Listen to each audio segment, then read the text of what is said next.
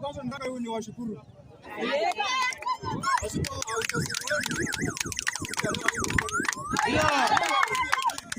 Nataka nishukuru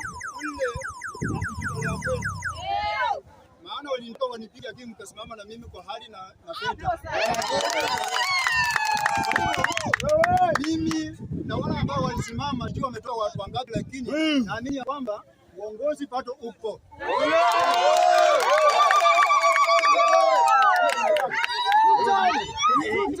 Kitu cha pili naenda kuwatangazia ama nawatangazia saa hii. Baada ya Jumapili ijayo niko na mkutano mahali. Jumapili ifuatayo, I think itakuwa 26. Tuko na mkutano ambao nitaandaa na tutapanga kamati.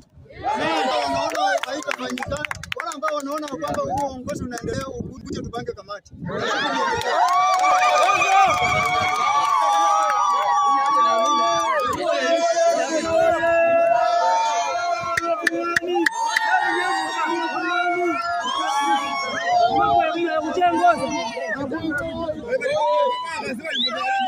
Wewe,